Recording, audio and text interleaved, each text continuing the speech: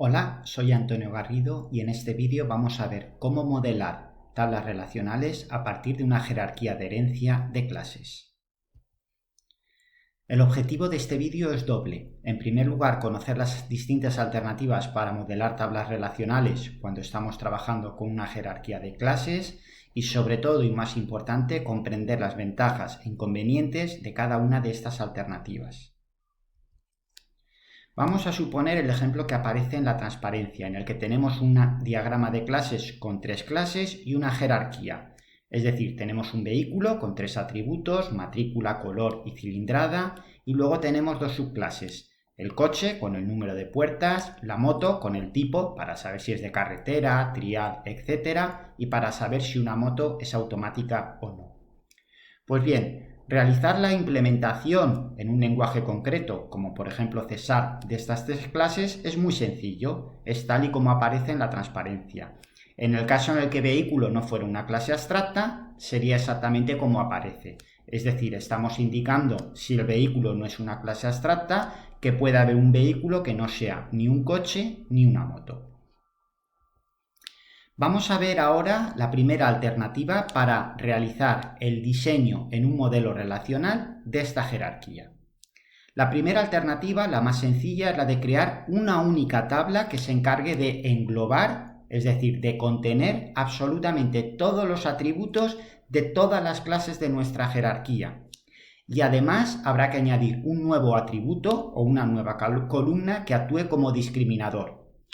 Por ejemplo, en este caso tendríamos una tabla de vehículos donde el campo matrícula es nuestra clave primaria y tendríamos absolutamente todos los atributos, tanto de vehículo como de coches, como de motos, como el discriminador que me indica si es un coche o es una moto, o en blanco, asumiendo que no fuera ni un coche ni una moto. La ventaja de esta primera alternativa es que es una representación muy compacta. Tenemos únicamente una tabla con la combinación de todos los atributos. Una segunda ventaja es que tenemos una operación de búsqueda muy simple, ya que si yo quiero buscar el vehículo con una determinada matrícula, simplemente voy a esa tabla, lo busco, lo encuentro y ya lo obtengo. Sin embargo, como podemos ver, las desventajas es que en primer lugar se está desperdiciando mucho espacio. Podemos ver que en el caso de coches estamos desperdiciando la información para las motos y al revés. Además, esto puede llevarnos también a posibles inconsistencias. ¿Qué pasaría si una determinada entrada tuviera todos los atributos rellenos, tanto de coches como de motos? No sabríamos realmente si hay un problema en el discriminador porque no sabríamos si tenemos que utilizar la información correspondiente al coche o a la moto. Y además, cualquier cambio en la jerarquía de clases podría implicar cambios en esta tabla. Es decir, si por ejemplo un vehículo tiene nuevos atributos o directamente aparece una nueva subclase, esta tabla tendría que modificarse por completo. Una segunda alternativa es la que me permite o me lleva a modelar una tabla por cada una de las subclases concretas. Es decir, en este caso solamente tenemos la subclase coche y la subclase moto y por lo tanto tendríamos que modelar y tendríamos que crear esas dos tablas, no creando ninguna tabla para la clase antecesora. De nuevo tendríamos una tabla coches con la clave primaria matrícula que tiene única y exclusivamente la información del coche, una tabla motos con la información de las motos y que tiene única y exclusivamente la información de las motos. En este caso la ventaja es que ya no hay necesidad de utilizar un discriminador, puesto que tenemos la tabla coches separada de la tabla motos y por lo tanto esto nos lleva a que ya no haya posibles inconsistencias. Los coches van a estar solamente en la tabla de coches y las motos van a estar solamente en la tabla de motos. De nuevo, la búsqueda, estamos hablando de una búsqueda más difícil, puesto que realmente si yo quiero buscar un determinado vehículo, tendré que buscarlo en la tabla coches o tendré que buscarlo en la tabla motos. Y si no sé si es un coche o una moto, tendré que ir probando en todas las tablas hasta que lo encuentre. Además, otro inconveniente es que realmente cualquier cambio que se produzca en la clase antecesora, es decir, cualquier nuevo atributo que se añada a la clase vehículo, se va a tener que propagar tanto a la tabla coches como a la tabla motos.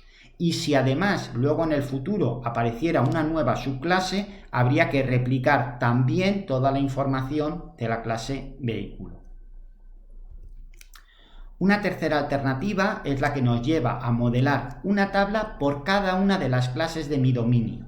En este caso, por tanto, habría una tabla vehículos con la información única y exclusivamente de esta clase, una tabla coches con la información única y exclusivamente de la clase coche y exactamente igual para las motos. Tanto la tabla coches como la tabla motos debería de contener esa clave primaria matrícula que a su vez referenciaría o sería una clave ajena a la matrícula de la tabla vehículos. La ventaja en este caso, en esta alternativa, es que no hay inconsistencias ni discriminador, al igual que ocurría en la alternativa segunda, tampoco estamos desperdiciando espacio en las tablas y ahora, eso sí, tenemos la máxima flexibilidad, puesto que realmente no hay ningún cambio que propagar. Si realmente en el futuro queremos añadir un nuevo atributo en la clase vehículo, simplemente se tendrá que modificar la tabla vehículos y no habrá que tocar las tablas ni coches ni motos. Si queremos realizar un cambio en la clase moto, simplemente tendremos que tocar la tabla motos. Si en el futuro queremos añadir una nueva subclase, no hay que tocar absolutamente nada de las tablas que ya existen como vehículos, coches o motos, sino que directamente crearemos una nueva tabla. Por lo tanto, esta tercera alternativa es la que mayor flexibilidad nos ofrece. Sin embargo, hay que tener en cuenta que las operaciones de búsqueda siguen siendo difíciles, puesto que si realmente yo quiero buscar un vehículo por una matrícula y no sé de qué tipo es, pues tendré que buscarlo en la tabla de coches, en la tabla de motos o incluso en la tabla de vehículos si no fuera ni coches ni motos.